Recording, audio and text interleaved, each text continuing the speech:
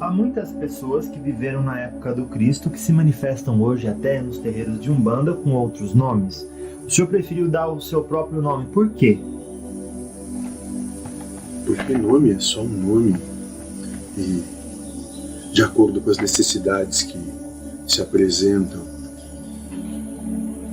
ao trabalho, por que não esse nome?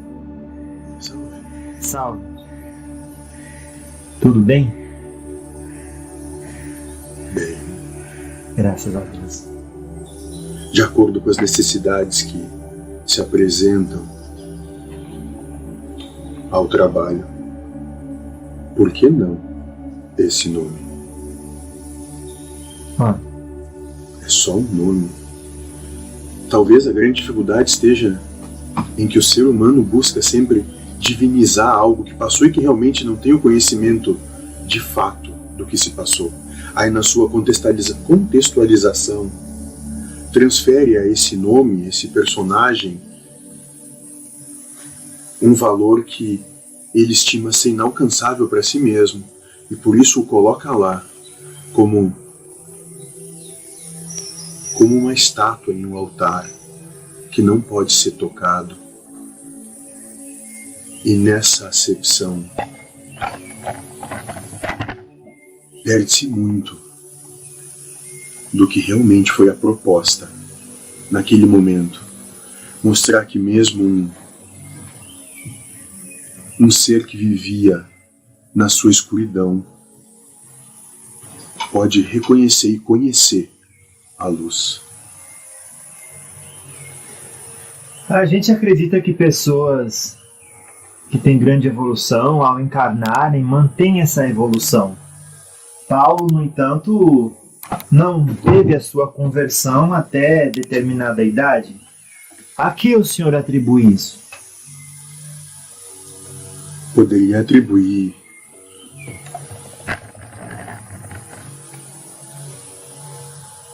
na acepção de trabalho que se tinha que talvez até aquele momento ele não tinha ainda um despertar. Talvez ele ainda vivesse nas suas paixões, nos seus desejos, na sua vontade de tomar o lugar de Deus, ante a sua ilusão de dizer que o servia.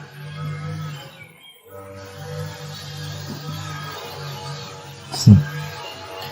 Então, não é só porque a pessoa no mundo astral tem uma condição evolutiva que reconheceríamos como ostensiva, que depois que encarnar ela vai lembrar quem é. Todos estão sujeitos à lei e, necessariamente, se realmente existe uma condição evolutiva, como o moço fala, ele não tem que demonstrar essa condição exposto ao que há de pior? Sem os seus, entre aspas, poderes emocionais e psicológicos. É uma boa analogia. Claro. É realmente. Nada melhor. E ele não vai se opor a isso, acredito que vai até querer isso, porque ele sabe que é a essência que vai coordenar o resto. Certamente. E se não vivenciar o exemplo que depois venha a demonstrar, que venha a pregar aos outros, que autoridade tem? Entendi. É preciso que aquele que quer ajudar viva no sapato daqueles necessitados. Senão, como compreende pelo que realmente passa? Realmente. O senhor teve aí uma conversão durante a vida, mas e se o Cristo não tivesse movimentado toda aquela, pelo que entendemos, né? Aquela força para provar uma realidade existente diferente da que o senhor concebia, o senhor talvez tivesse seguido o mesmo caminho até o final? Resposta à sua pergunta, nós temos que primeiro elaborar as possibilidades ao que tu chama de Cristo. Uhum. Porque talvez aquele quem nos derrubou não seja exatamente aquele a quem tu te referes. Há talvez uma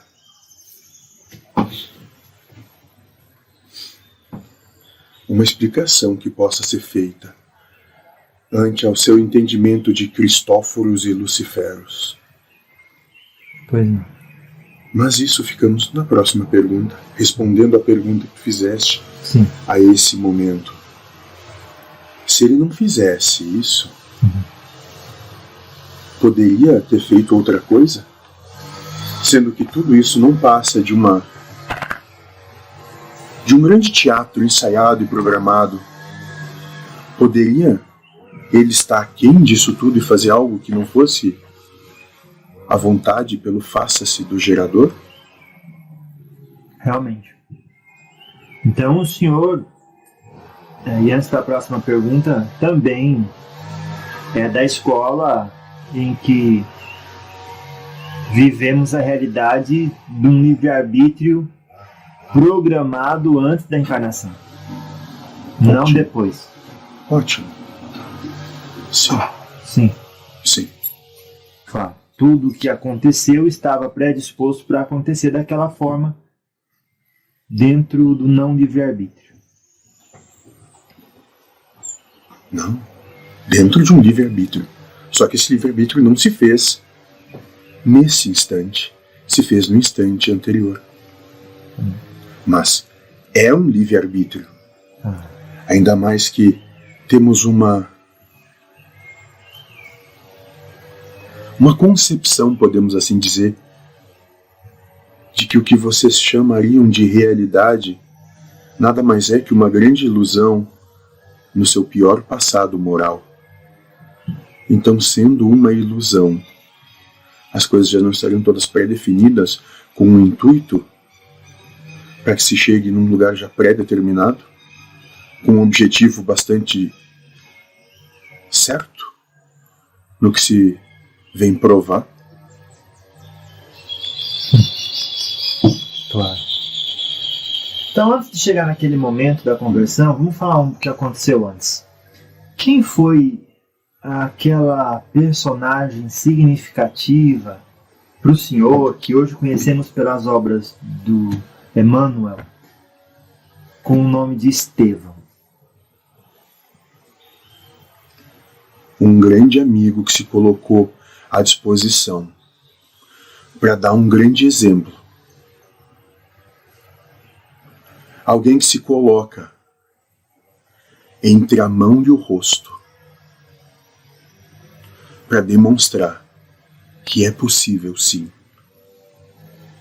anular o seu próprio desejo, a sua própria vontade em prol de algo maior,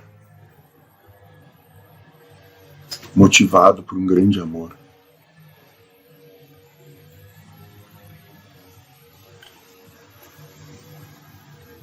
E esse amor incendeia o que está ao seu redor.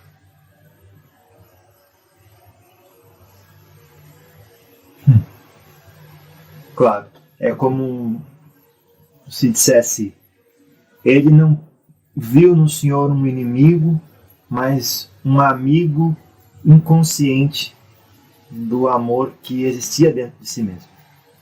E no lugar de fazer mal a si, ele deixou o Cristo viver através dele. Ótimo. Lúcido. Lúcido. Lúcido. Ele lúcido. Aquele personagem ébrio. Mas com um propósito. Dentro do que chamamos de ébrio. Para que justamente se demonstrasse que ninguém está aquém da lei e que todos são sujeitos aos seus efeitos. E que sim, é possível se transformar em meio a tudo isso. Mas primeiro tem que cair do cavalo.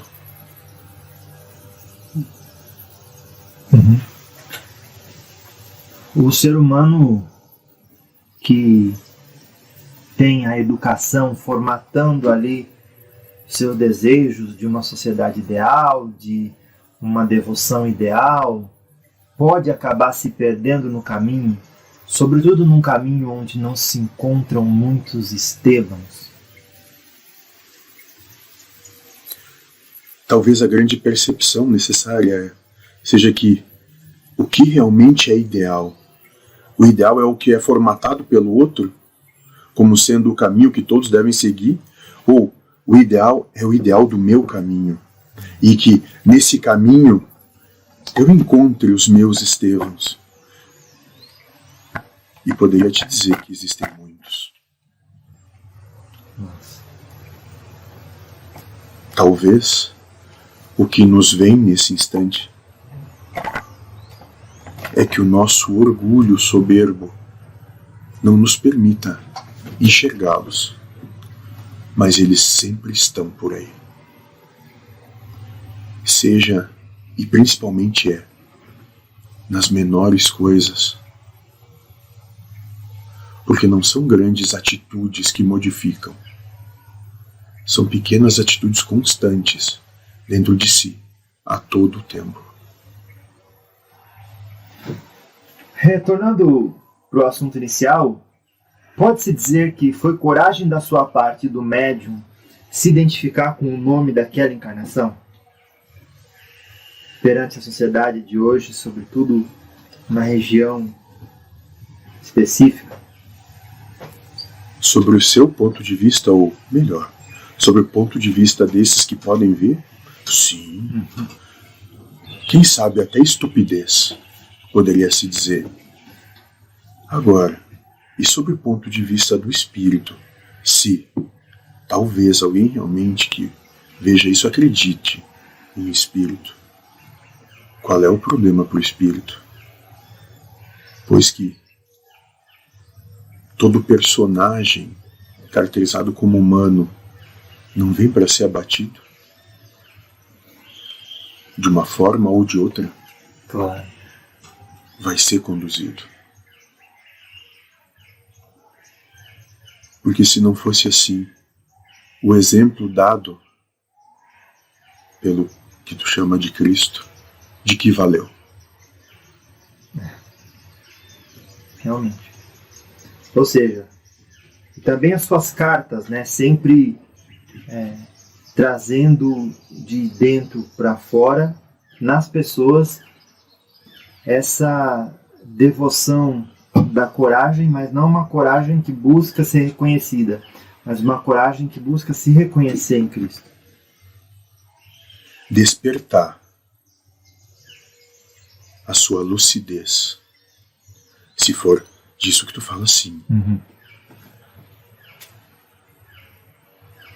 Naquele passar, não tínhamos uma palavra como Cristo. Essa palavra veio depois.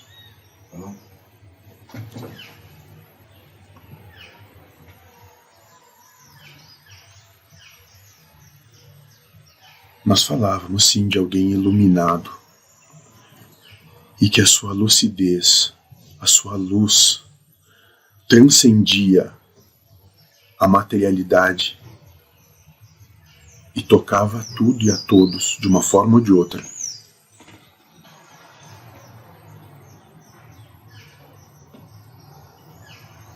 Claro. Então o senhor está sugerindo que nós, nas nossas interações, não nos importemos antes de decidir se faremos uma coisa ou não, como que vão os outros pensar, contanto que aquilo esteja em afinidade com o meu ser, com a minha essência, com o meu centro. Ótimo, ótimo. É exato isso. Até porque, vamos buscar na sua lógica humana, quando tu vais conseguir agradar a todos. Realmente. Então, se tu levar a tua vida, a tua oportunidade existencial, nesse instante, buscando agradar a quem quer que seja, você vai passar apenas se frustrando toda a sua oportunidade existencial. Não há como agradar. Porque no entendimento de agradar que se coloca, o agradar está em fazer a vontade do outro. E a vontade do outro sempre se mantém, é coesa, ou ela também não se molda ante os desejos do outro? Porque começam querendo uma coisa, no decorrer do tempo essa coisa vai mudando, e é um desejo que nunca é saciável. Nunca vai ser possível agradar quem quer que seja, o tempo todo. Claro. Ou seja, são como correntes, o desejo é como uma corrente instável, que sempre muda, mas a conveniência é a fortaleza da pessoa. Isso não muda, ela sempre vai mudar as conexões conforme a conveniência. Do ser humano. Sim.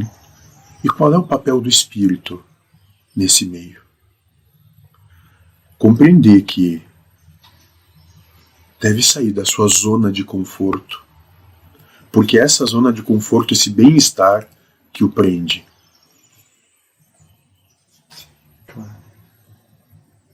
Fizemos uma série de diálogos com os mestres ascensionados e ainda hoje muitos acreditam que são ilustres seres excelsos que são tão evoluídos que nem condição nenhuma de se comunicar conosco teriam. Parece que quanto mais evolui, mais incapacitado de uma comunicação se fica. Mais divinizado o ser humano o coloca para que o torne inatingível. E a partir disso, não precise lhe tomar o exemplo de existência para si mesmo. Não precisa ser incomodado por alguém que o aconselhe. E continua na sua zona de conforto. Ou seja, mesmo com a prisão aberta e com a chave na porta, prefere ficar dentro dela. Claro. E sabendo que isso nos aprisiona mais do que nos liberta e a liberdade é boa, por que preferimos permanecer na caverna? Porque se libertar dá trabalho. Dá trabalho olhar para o outro como um igual. Dá trabalho perceber o todo ante uma fagulha de um amor imenso. Dá trabalho perceber que a si mesmo é muito maior do que sequer se pode imaginar. Dá trabalho alcançar uma grandiosidade que já está dentro de si. Porque o conforto gerado pelos seus sentidos, esse é tão gostoso, é tão bonzinho. E quem sabe eu possa falar disso,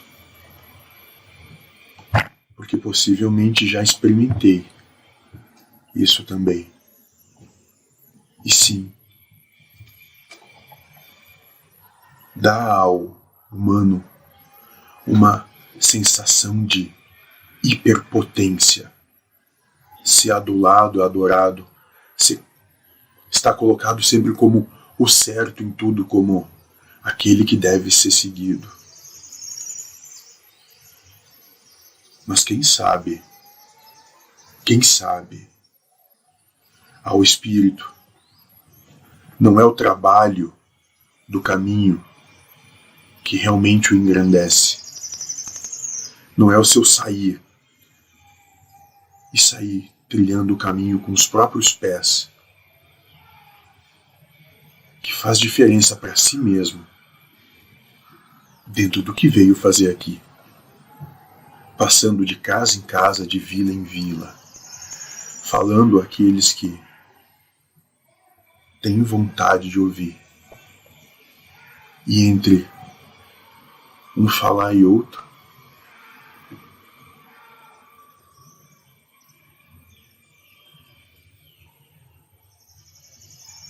ter destruído tudo aquilo que lhe dá qualquer tipo de prazer, sendo seu corpo vilipendiado de todas as formas, mas mesmo assim, sentindo uma luz que o envolve,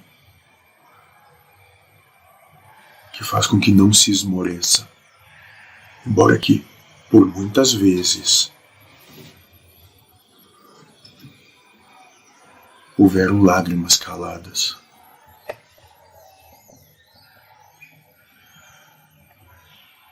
Certo. Cada um tem plena condição de escolher o que busca para si.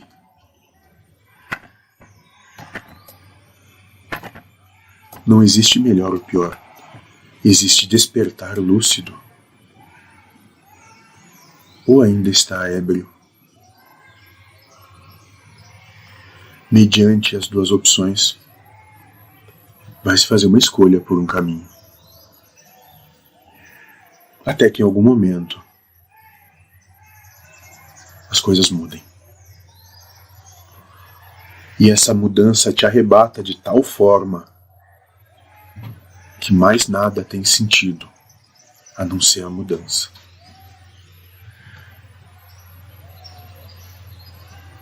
Claro. Está, portanto, programada a época em que a Terra se tornará planeta de regeneração? Isso já começou? Vocês já vivem um período regeneratório. Deveras interessante tal período antes que ele passa a se fazer a uma proposta onde não mais aqueles que aqui estão apenas evocam dizendo que tem qualquer tipo de intenção de fazer qualquer coisa, mas que passam a realmente a ter que trabalhar na sua regeneração. Não mais apenas sofrendo algumas provas e expiações, essas vão continuar. Mas agora se passa por muito mais uma atitude de regeneração, onde que não mais apenas um sentimento de perdão, mas um exemplo vivo de perdão.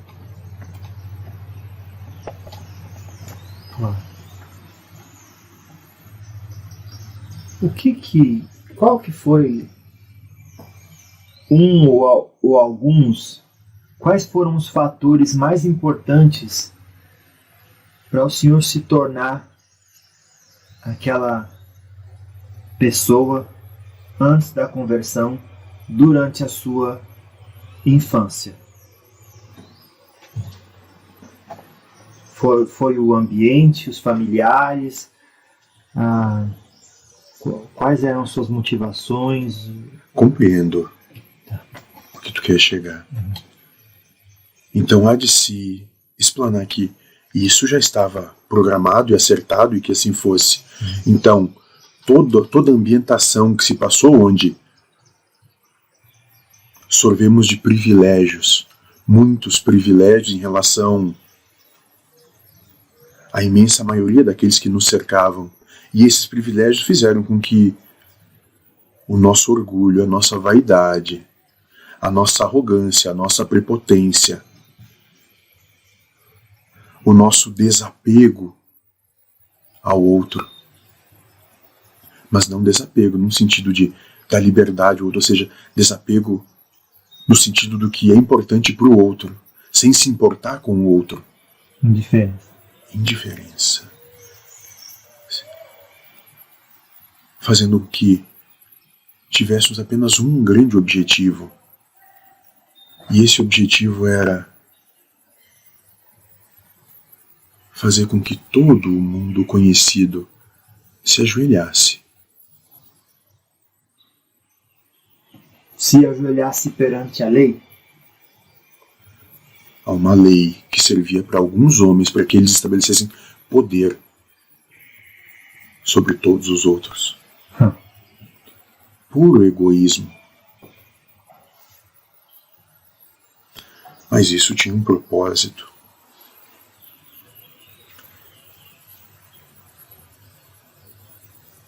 Quem sabe um propósito onde se alcançou um estado de compreensão da própria escuridão, que fez com que se motivasse uma incessante busca a um possível despertar.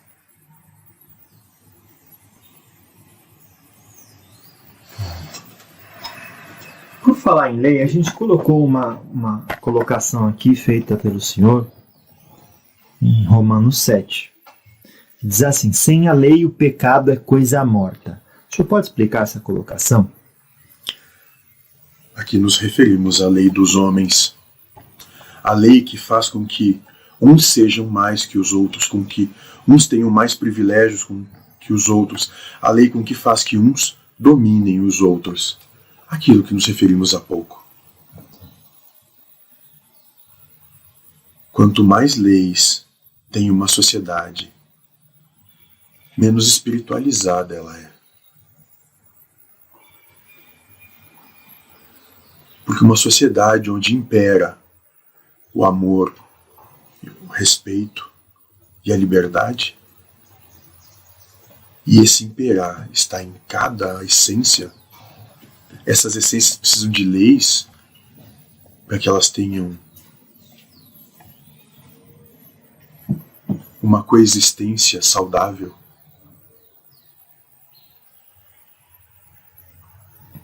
E por outro lado, a criação de inúmeras leis coíbe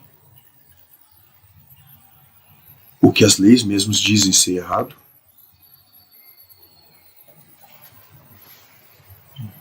Não.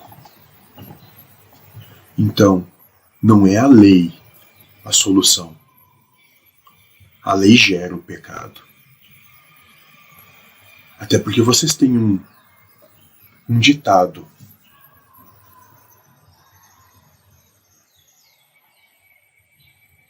O que é fora da lei é mais gostoso. Não é mais ou menos isso? É por isso. Porque existe uma centelha dentro de cada ser que pode ser entendida como uma centelha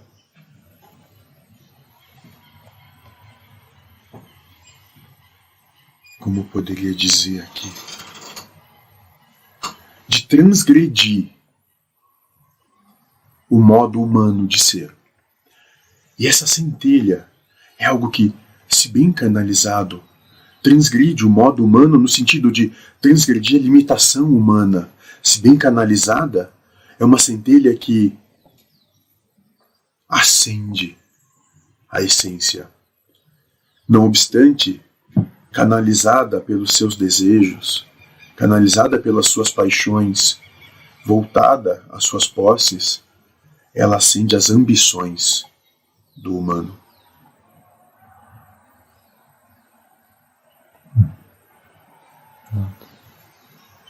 Sim.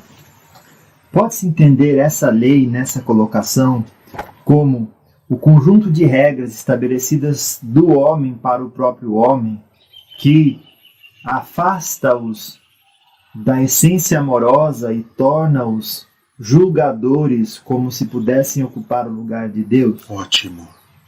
Ótimo. Sim. Ótimo. É uma excelente compreensão. Porque possivelmente naquele momento, quando se reuniram aquilo que vocês vieram chamar de igrejas, que nada mais passava que uma pequena reunião de meia dúzia de seres que optaram por contradizer o caminho que a sociedade determinava como sendo o correto. Quando passam a se organizar, passam a estabelecer as suas leis. E essas leis, de maneira bastante lenta no começo, passaram a estabelecer o poder de um pelos outros novamente.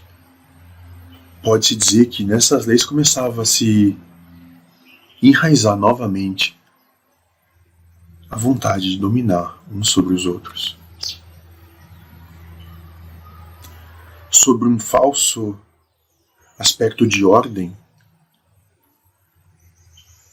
uns já estavam buscando prevalecer sobre os outros.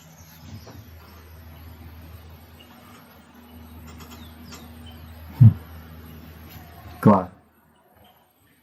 Então, decidiram que pecado é aquilo que separava de Deus e, portanto, deixava as pessoas sujas e impossibilitava-as de conviver, e decidiram que essas pessoas, portanto, não contribuíam com uma coesão social, portanto, deveriam ser tratadas diferentes, como uma prostituta, Ótimo. por exemplo.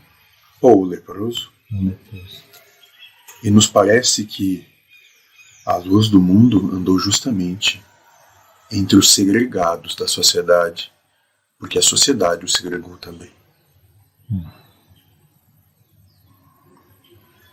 Então, sob o ponto de vista do espírito, onde se deveria andar? Naqueles que são os certos? Ou naqueles que são apontados como os miseráveis?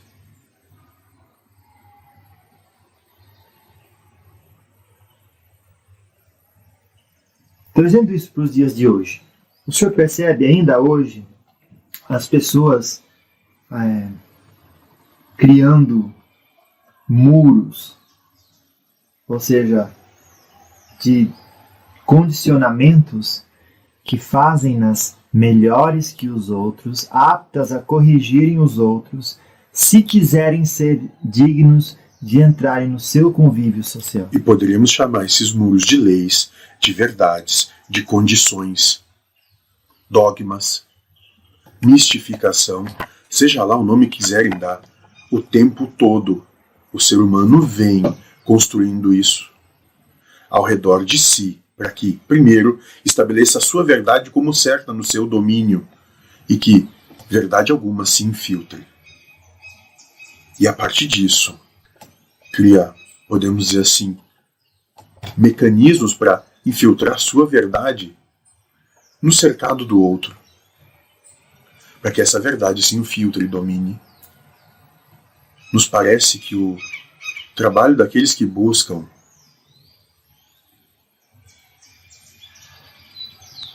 a sua iluminação, a sua lucidez, o seu despertar espiritual, seja botar abaixo esses muros, abolir a sua lei e não ter lei alguma. Claro. Quem está ouvindo pode ficar confuso e dizer, mas Paulo, não é legítimo eu ter um chão onde pisar? Ou seja, conceitos aos quais esposar para também não ficar um barco à deriva? Sim, cada um tem pleno direito de fazer o que bem entender. Tudo é lícito. Mas nem tudo me é prazeroso. Ou melhor, nem tudo Convém. Então sim, agora, aqueles que buscam um entendimento, buscam a sua espiritualização, vão ter de trilhar um caminho, pois que nos parece que não é possível servir a Deus e a Mamon. Há de se fazer uma escolha, e sempre, a cada nova escolha, uma abnegação. Abrir mão do que se é em favor do que pode se tornar. Sem ter a mínima percepção do que pode vir a se tornar. Porque se tu busca ainda um vir a se tornar dentre a sua lei, ou a sua verdade, ou o seu julgamento, ou a sua concepção melhor do que está, ainda está querendo alcançar algum ganho individual. Ainda é uma expressão de egoísmo.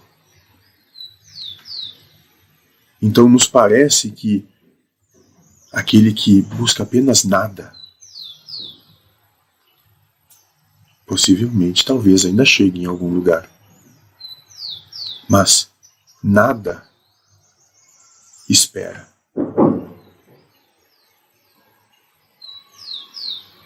Claro.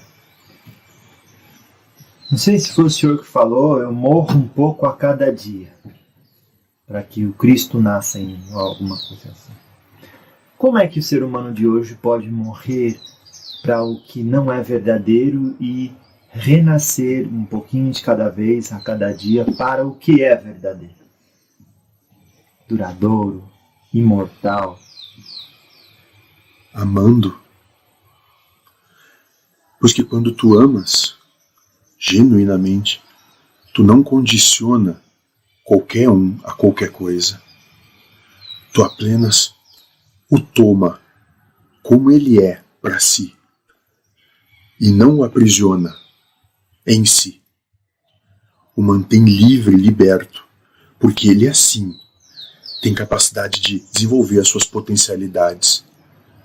Então aquele que quer matar um pouco de si todo o tempo para alcançar o seu Cristo é aquele que olha o outro como sendo o máximo de tudo, em potencialidade.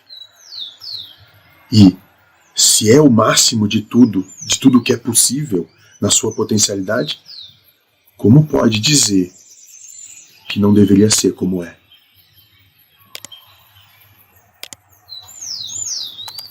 Mas então, tendo essa lucidez, o acolhe como é e compreende a perfeição que é como está.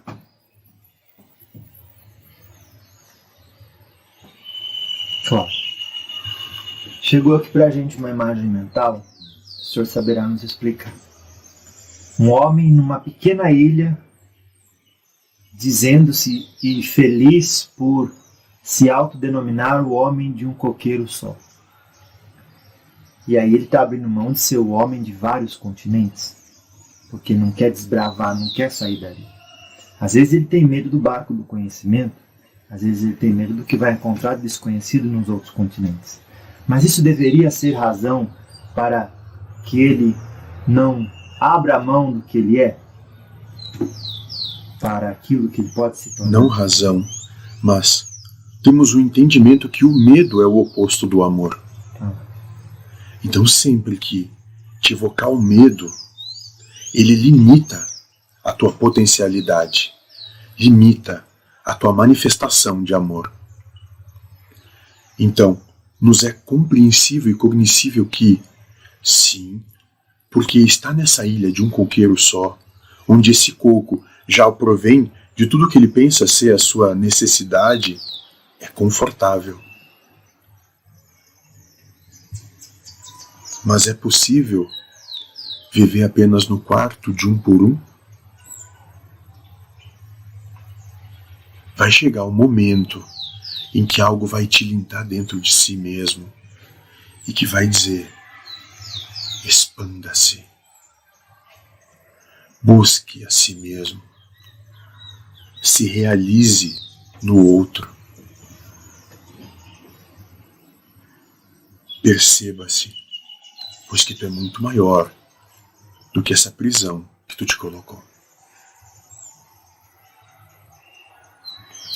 E aí, mesmo com medo, não pega nem o barco, se atira ao mar e sai nadando.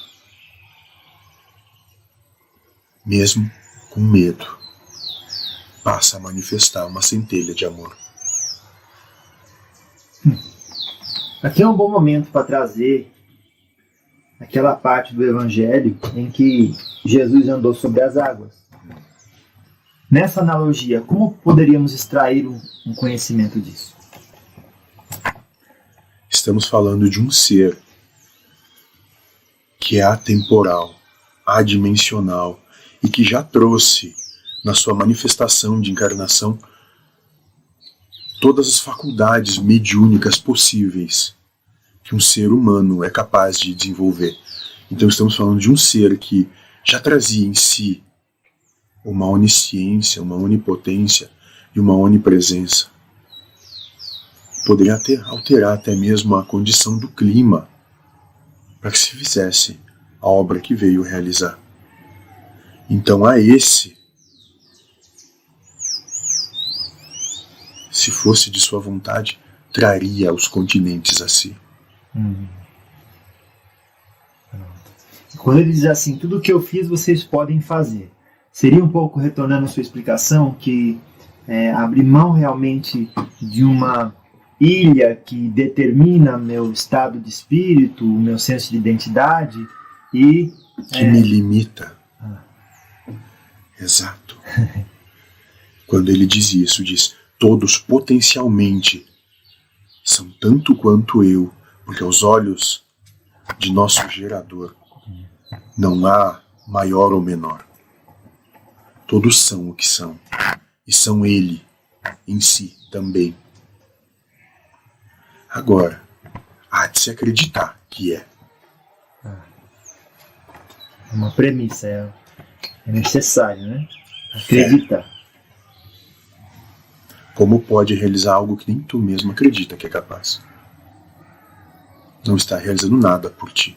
No máximo, é instrumento de outro que sabe que é capaz, que está realizando, para te demonstrar de que sim, é possível, embora tu mesmo não acredite.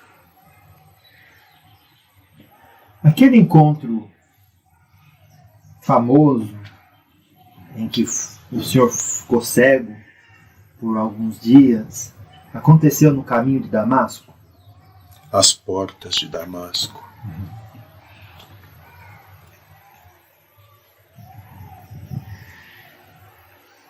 O que podemos dizer é que, sim, saímos de uma caverna muito escura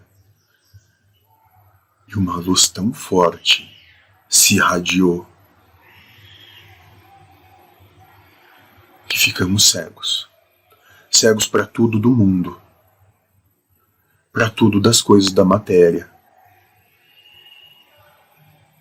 porque visualizamos a pura luz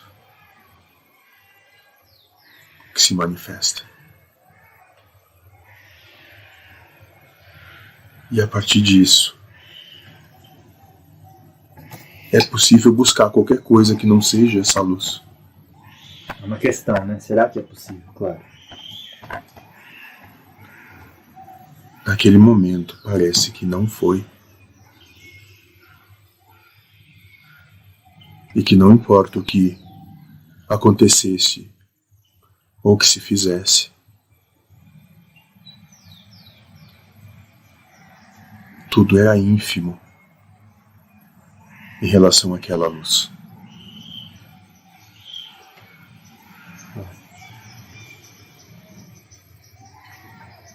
A gente sabe que, desprevenidos, ao olharmos para o sol, temos uma cegueira temporária. Quando acendem uma luz muito forte enquanto estamos no escuro, não é diferente. Por que o senhor associou essa luz a algo divino, e se é que o senhor fez isso? Teve algo mais que só um elemento físico de manifestação? Porque foi uma luz tão forte,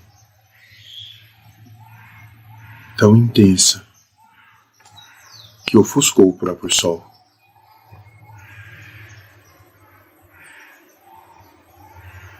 Uma luz de espírito.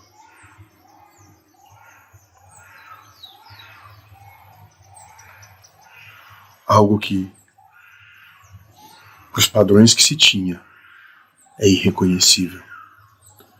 transcende a tudo e qualquer coisa que existe.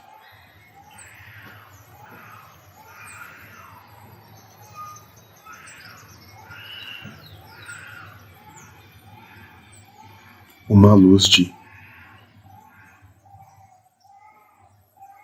quem traz a própria luz que vem do gerador.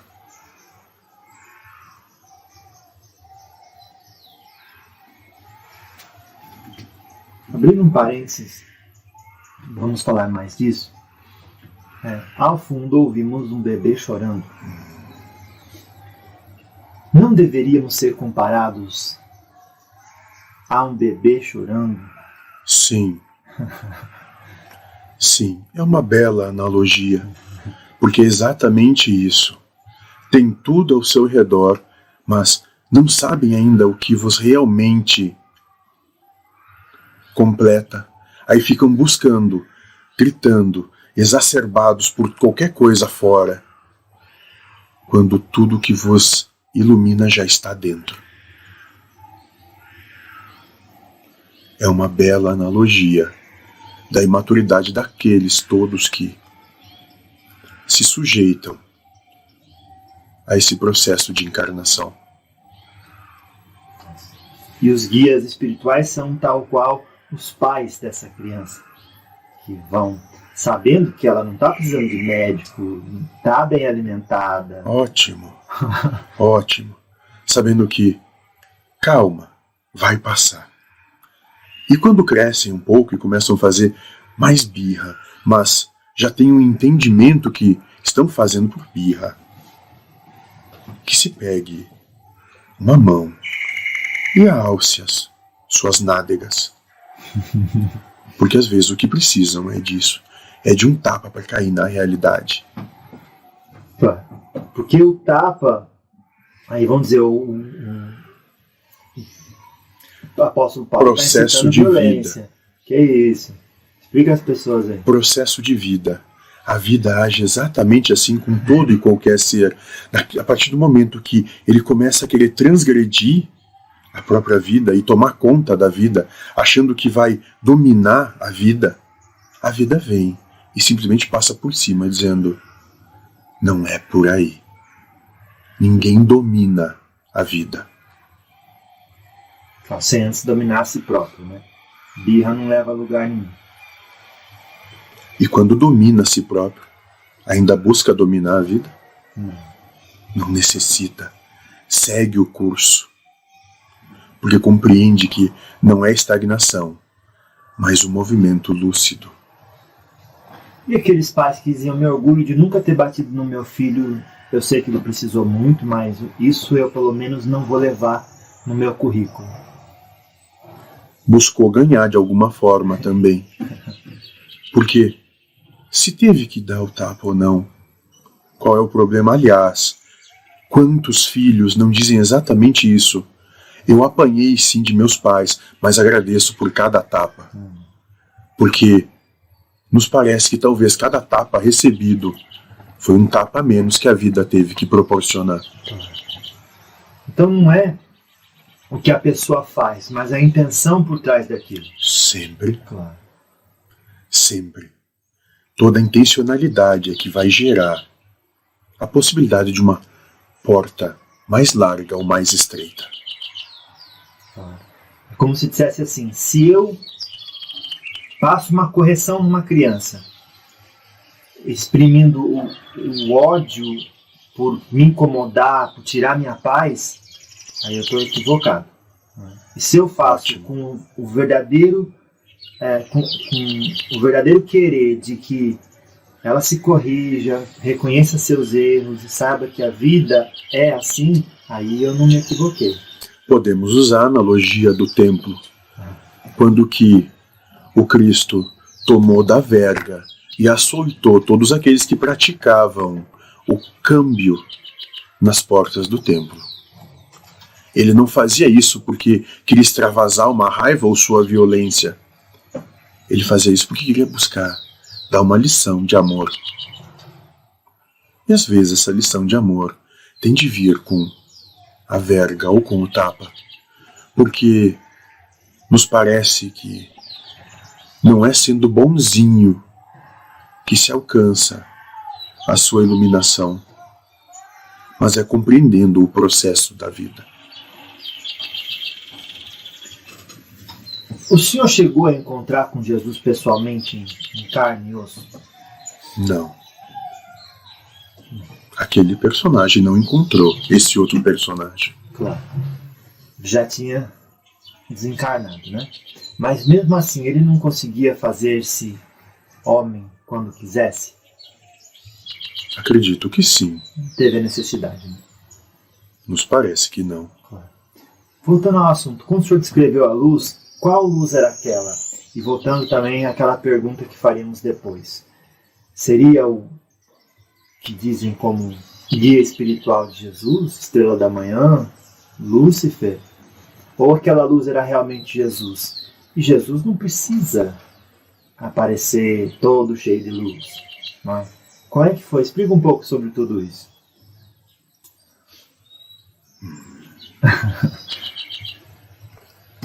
Vai ser interessante isso. Há de se compreender que aquele ser, quando encarna com uma missão, traz em si um propósito, mas está sujeito à lei. E ele tem sobre ele uma cobertura de alguém que já transcendia essas questões. E a esse se nomeia Lúcifer, estrela da manhã, ou como chamamos, mentor.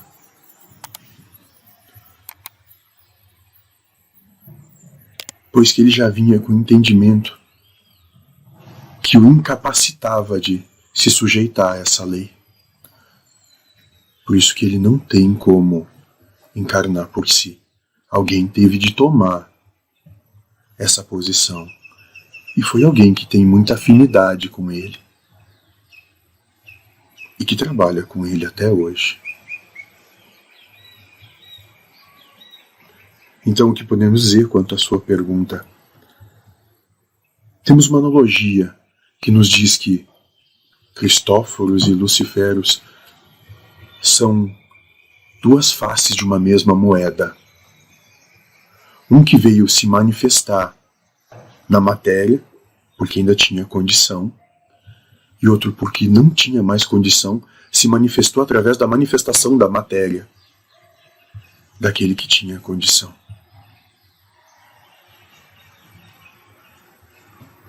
Depois disso, esse mesmo espírito ainda encarnou algumas vezes, mas hoje não nos parece que está encarnado. E quanto àquela luz, sim, foi a luz do portador da luz.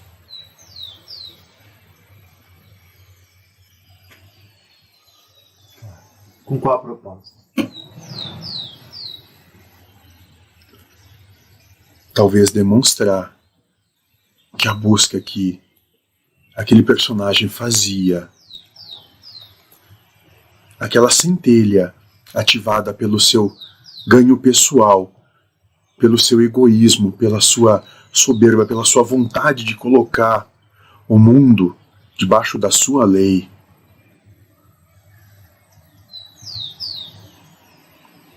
era apenas o desejo imaturo de uma criança rebelde.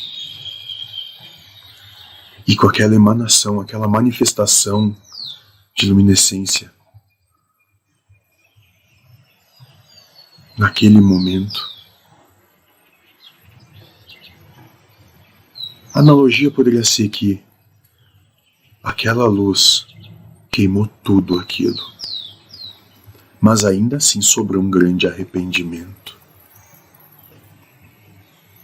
Que se precisou, então, de uma década para ser trabalhado.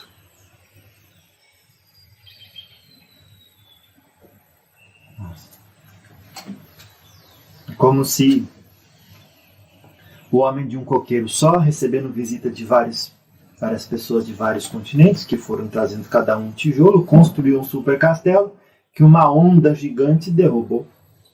Aí ele falou, peraí, vamos considerar as coisas aqui. Ótimo. E percebeu que tudo que ele tinha construído não passava de ilusão. E foi arrebatado para um novo continente, supostamente. Poderíamos dizer que foi jogado no meio do mar. Oh. Muito longe de qualquer continente.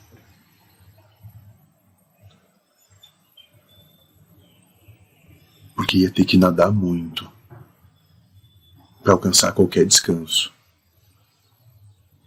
E nos parece que talvez só encontrou terra muito depois de desencarnar. Terra firme, né? Uhum. Onde pudesse descansar os pés. Claro.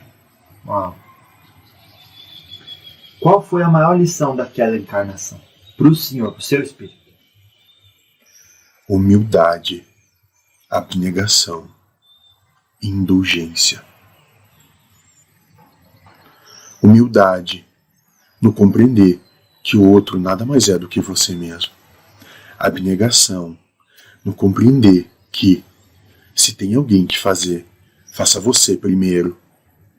Indulgência, que não importa o que venha do outro, ele nunca está errado.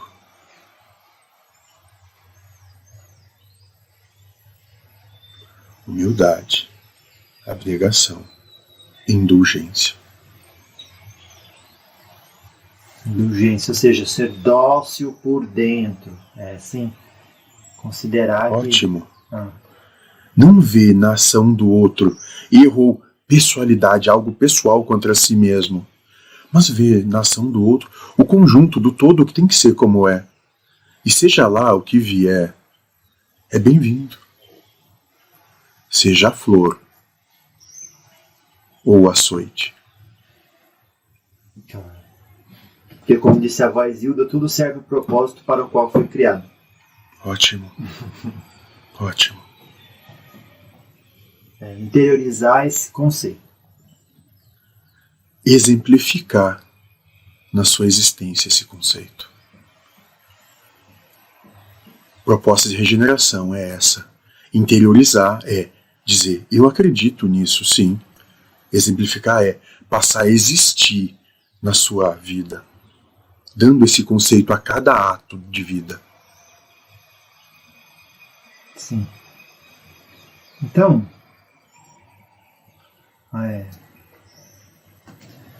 uma última questão para esse encontro, e direcionando um pouco essa questão, muita gente entra em processo de autossabotagem, fica em depressão por resistir essa compreensão de que está perfeito do jeito que está, porque Deus é a inteligência suprema e causa primária de todas as coisas e serve um propósito. Ótimo. Mas até a sua depressão faz parte disso. Aham. Pois que sem a depressão é possível um despertar daquele ser? Constatação de diferentes estados de espírito? Não. Ótimo. Então até a depressão faz parte dessa analogia. Tudo é perfeito como é, e tudo está exatamente onde tem de estar. Claro que sim. Qual seria, por gentileza, a sua mensagem final para esse encontro? Não nos parece que somos qualquer coisa para dar qualquer mensagem, mas se pudéssemos dar um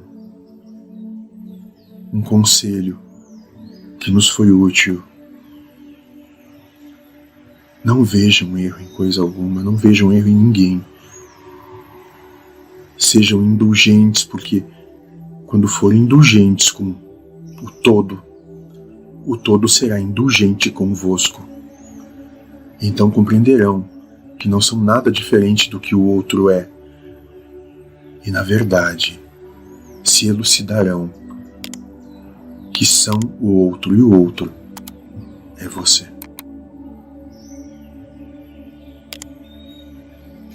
Graças a Deus.